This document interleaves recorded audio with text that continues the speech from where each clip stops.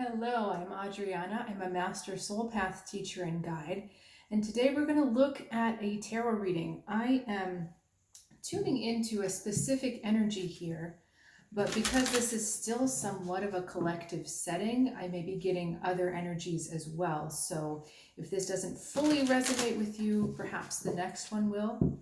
And be sure to discern what you can, take what you can from this one.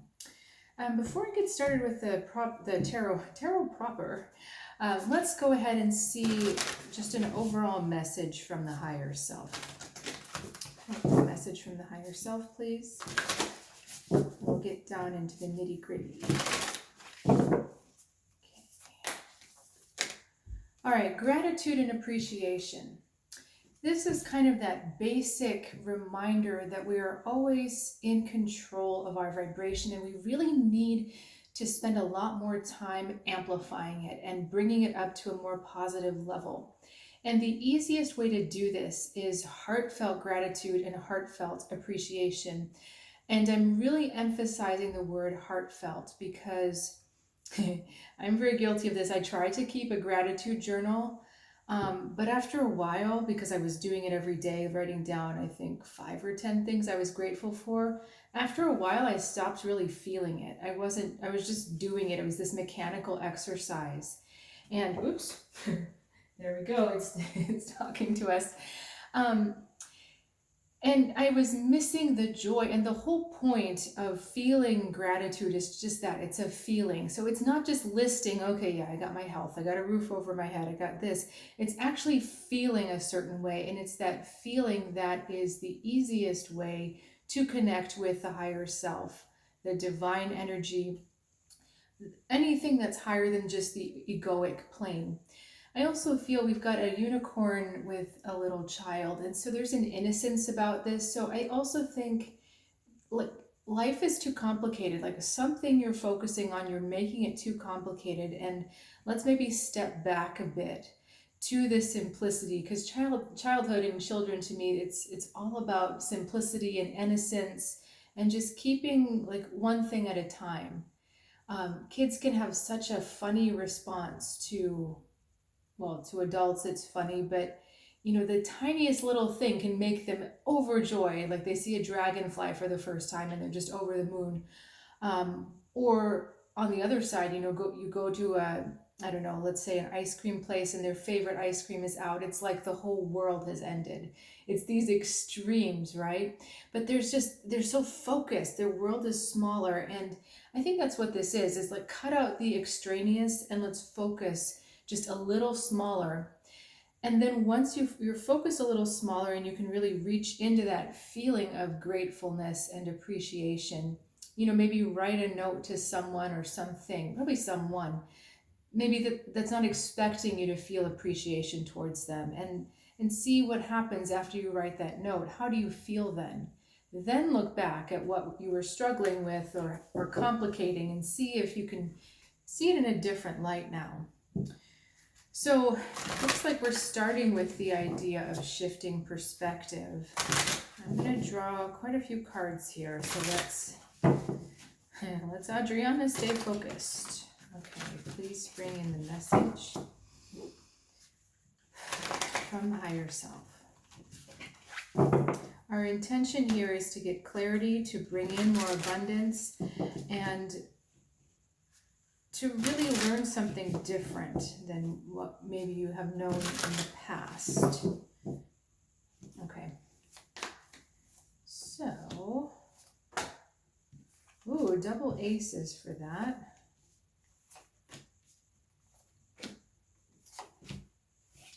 Wow, this is interesting. This is really interesting because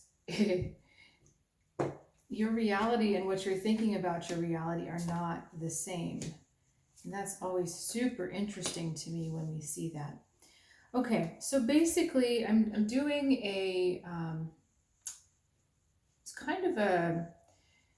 it's a Celtic cross reading combined that I've taken from a couple different sources, elements of one, elements of the other, that really resonated with me. And so let's go ahead and start. Your energy, the situation and where you are, we've got the Ace of Pentacles. So this is very This is about putting down that first seed, making that first move, and putting down that first step. The Ace of Pentacles says that what's in front of you can really take off and grow and blossom, but it takes hard work and it takes a willingness to go through all the steps. And, I see a lot of good omens on this card, the bluebirds, there's some sunflowers, there's a lot of positivity with this card. So I feel like you're at the precipice of a new beginning, or you're starting to really lay the foundation for something that's very important to you. And what is challenging you right now is another ace, self-love. I'm sorry, Ace of Cups, the Ace of self-love.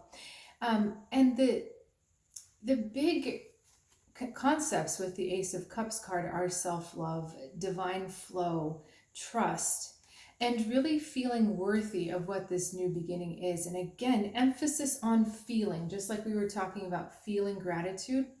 I just noticed something. This is card 46 with a 1, which is a 1, and we've got double aces here. So this is all about fresh starts, new beginnings. And this is about you really trusting your heart. Ace of Cups. So you see the potential with this Ace of Pentacles. And I also feel like you've received feedback from others that this is going to be successful. This is going to be good. The Ace of Cups is asking you to believe this emotionally, really understand this at a deeper level, and feel just as positive as this card is an omen for. This is a positive omen. Anything else with these two? All right, we're going to look at past and we're going to look at future. And again, this is more of a larger collective reading, although I am tapping into your energy right now. I'm going to read these in more a global way. So Page of Swords was in the past. In the past, you had to make a decision and you really had to rely on your logic for it. This was an unemotional decision based on facts. And it's part of the reason why you're struggling to find that connection to your heart right now, because it's a different side of the brain. And the Page of Swords is all about evidence. What evidence is there? It's sometimes traditionally associated with court documents or contracts or legal things. You're literally looking at what's there.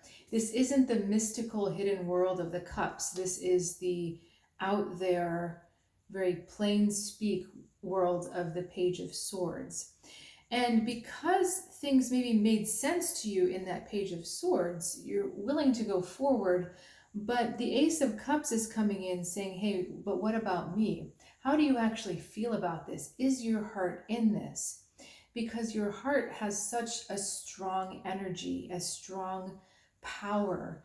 And if that heart isn't involved, it's really kind of not worth it, because your energy and your feelings about this will not be as powerful, as convincing, as charismatic as they could be, as magnetic as they could be if your heart was involved. But on the good side, I do feel like we have a really nice progression to the Queen of Cups. I do feel like you come in the future, you come into a state of, yes, I really can do this. And yes, I feel good about this. I think that the Queen of Cups is going to also be someone who really believes in you, someone who understands you and feels that undying, unconditional support of you.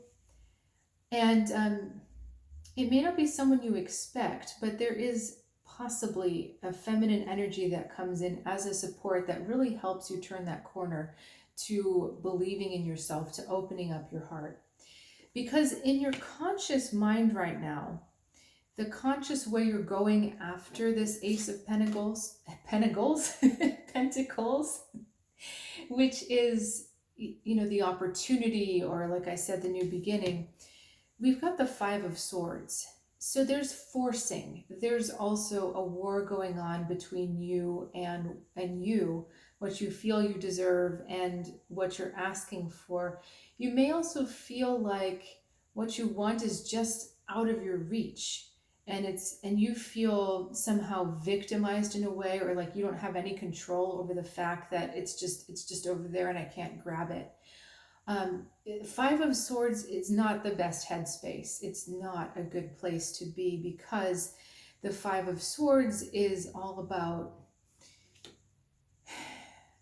conflict, internal conflict, which then attracts external conflict. So things may be going along great, but because you're in this mode of it's not going to work, or I can't get it, or you're going to end up sabotaging it. Something's going to happen to, you're going to attract something that's going to happen to kind of derail this whole situation. I'm trying to think of an example. I know I've had this happen where, better about it now, but I would feel my energy going off, like just off track instead of grounded, and in the flow it would start to push and get kind of frustrated and kind of pushy and punchy. And I would reverse that, go back in steps, and then something would come and flow just to me effortlessly. Something I wanted would just flow. And then I would do something stupid, like eating something to exacerbate my adrenals again, like something really salty or spicy. And so then I would feel that kind of pushing, pounding again. So it's like you can self-correct, but because if you're holding that archetype of self-sabotage, you're not going to stay in that flow. And even though the good thing is going to work out for you, you won't be able to receive it. And what I was so fascinated about before was you've got the Wheel of Fortune in your subconscious. And notice our little rabbit friends, Ace of Pentacles, Wheel of Fortune. So there is something fated about this new beginning. It's meant to happen. It's meant to bring you success and joy and good luck and good fortune. Wheel of Fortune is our luckiest card in the deck, right? It's meant to happen, and your subconscious knows that, but your ego self with that Five of Swords is really fighting this, really doesn't want you to have it. I think you also need to be aware, I was just looking at these narcissus flowers, and that's where we get the word narcissist, someone who can only look at themselves. And whether you're dealing with one or you're dealing with that aspect of yourself, you're keeping your focus very narrow, and there's a fear of expansion, a fear of growth.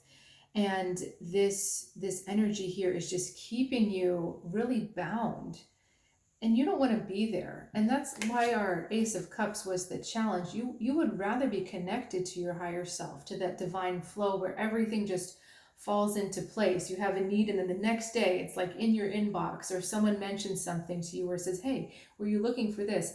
And it's just like everything rolls. That's what you really want. And your subconscious knows that's going to happen. But that freaks, oh, this is interesting. I'll finish that sentence in a second. Do you see all the pink flowers at the top? So even your Ace of Cups is relating to this Wheel of Fortune. So you are definitely fated to have this happen in a good way. Where was I saying? Where was my sentence before? Yeah, lost it. Sorry about that. If you are not believing that this is a good thing, or you're resisting the change, I think that's the other thing, is that your ego is sensing that there is something bigger and better and more loving coming to you with these foundations coming in. And that's why it's really trying hard to tell you, no, we can't do that. That's not safe. And you'll have all these problems, and we'll have all this conflict, and there's too much risk. It's really speaking loudly. Now, what I think is interesting, your advice, and this is advice from the higher self, is the Tower. So you have got to break this prison, this mental prison that you're in, really shatter it. There is a false belief system going on here with the Five of Swords that is not serving you, and is not healthy for you, and is totally against all of this good stuff that is not only supporting you, but it's like it's fated to happen. A little aside, fate works two ways, right? It's everything in our life isn't spelled out. Like every tiny little thing isn't spelled out. Big events and significant people are spelled out for us, and opportunities of a certain kind are spelled out for us. And we can choose how we go through them. Do we meet these opportunities and also lessons? Do we meet these lessons the first time, or do we miss them and then have to wait again? We decide. It's really a blend of fate and free will. I don't think it's one or the other. I think there is a blend. The point is that a lot of times circumstances come to us to test something other than what we realize we're being tested on. Okay, so I don't really feel that. Actually, what I do feel is that there is such a strong momentum behind this, and you may feel like, oh, yeah, this is what I'm manifesting, not kind of knowing that your subconscious has been manifesting this all along. There is such a strong momentum there that your mind, or your Five of Swords, that prison for yourself, is freaked out. It's just really freaked out, but it's false. The Tower tells you what's real and what's not real. And here's the funny fate part about this, is that either you can do this Tower moment for yourself and really look at why you're sabotaging or why you're holding yourself back, or you can do nothing and attract this Tower to you. So if you attract this Tower to you, it's going to be it's going to come out of the blue. It's going to really knock you for a loop. It's going to be a big wake-up call. Or you can take the wake-up call early by becoming more conscious, more deliberate, and more honest with yourself about, is it really true what I'm believing? Why am I really believing this? Is it aligned with my highest good? Is it aligned with my heart? Okay, let's look also at the influences around you. We've got the Emperor. Now, I'd like to know if this is a benign or a non-helpful influence. Can you clarify the Emperor for me, please?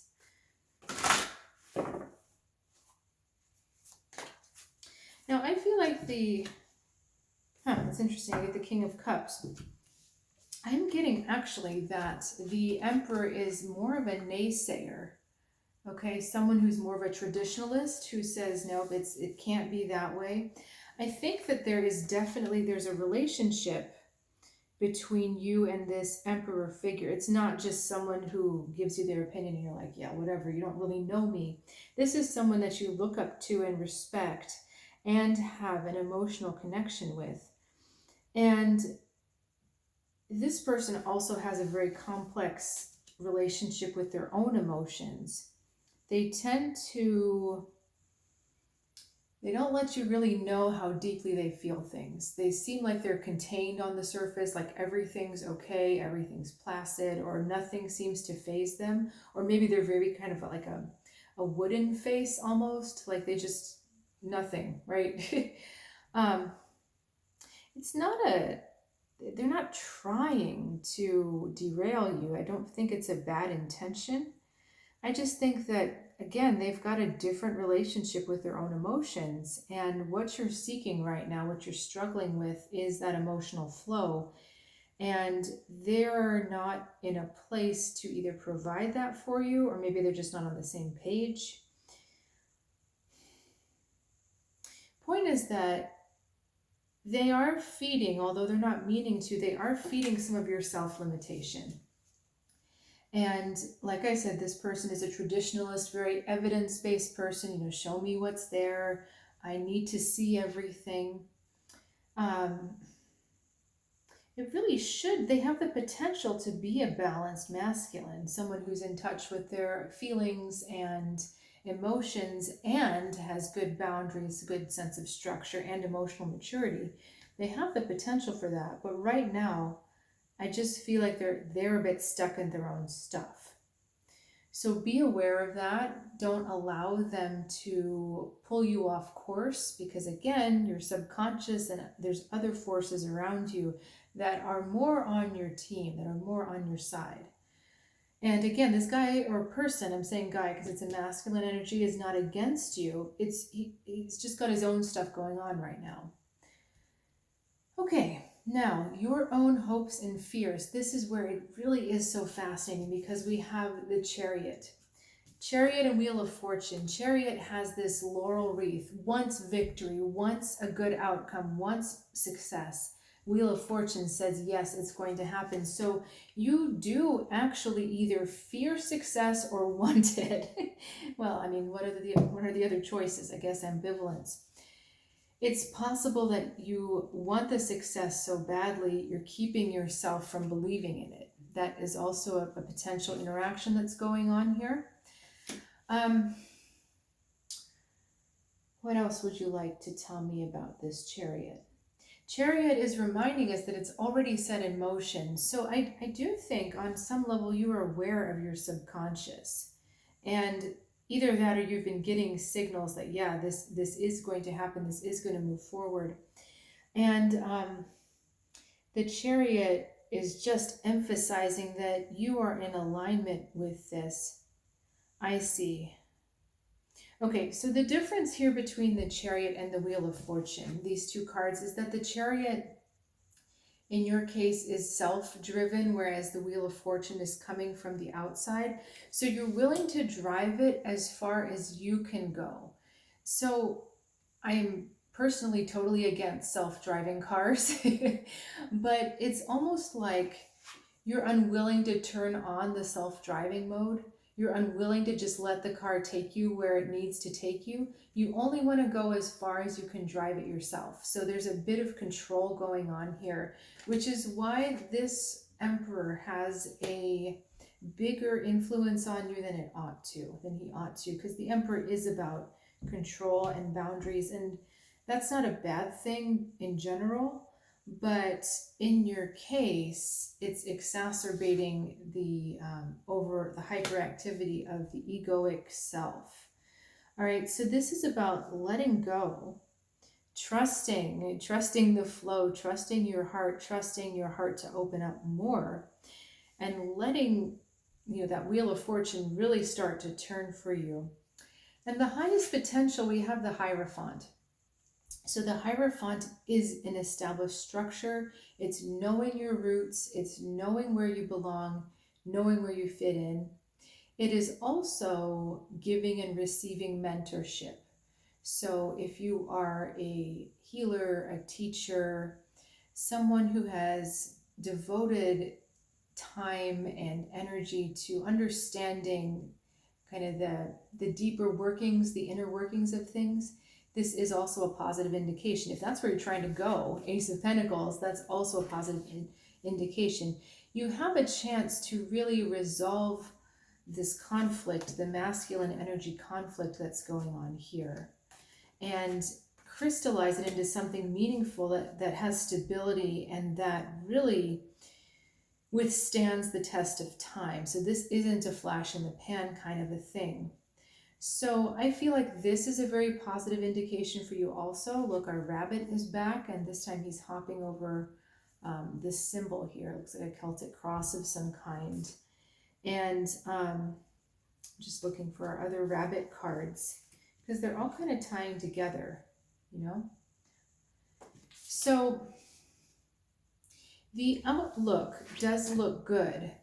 The highest potential, I hate outlook actually, because I think there's too much ambiguity, but the highest potential of this reading is you overcome what's going on here. You release this hold over you, and you understand, you get a deeper sense of who you really are and where you belong. And that's just the thing. You belong where you're trying to go. This manifestation that's happening with our aces, you belong there.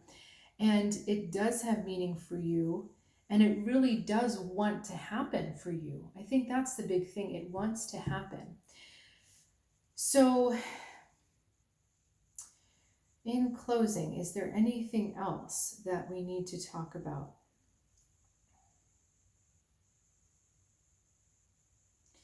At the end of this, I just want to underscore the importance of self-love. And, in my soul guidance practice, this is really the foundation of what I talk about with each client is, what does self-love mean to you? What is your self-love journey? How much have you accomplished? Where do you need to go?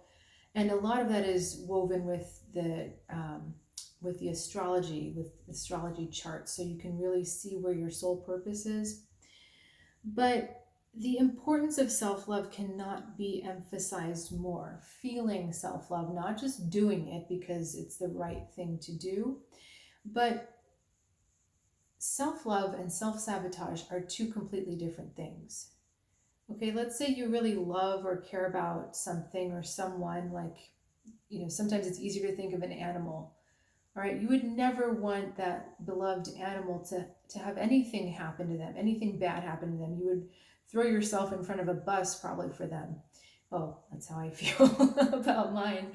But the point is that you would never want to do anything to hurt them because they are so, so precious to you. And they're irreplaceable, each one. That's the kind of burning passion that we can all have for ourselves, understanding that we are the most precious, but we have to be the most precious to ourselves. And I was listening to this really inane 90s song in the car. I think it's called My Own Worst Enemy. And I think one of the lines is, "It's no surprise that I am my own worst enemy." And I was kind of thinking about that. And that's what self sabotage is. You're your own worst enemy. But you don't have to be. You don't have to go that path. And the more you say no to that path, kind of the fainter that voice and the fainter that temptation gets. And it just almost kind of goes out into silence. So, really, the acceptance of self love as the highest priority is the thing that will serve you the most. If you forget everything we talked about today, that's the one thing to remember. So I want to go ahead and close this reading. Thank you so much for joining me. Please feel free to check out soulguidancewithadriana.com. There's a link in the description below. And I'll look forward to seeing you soon on another reading.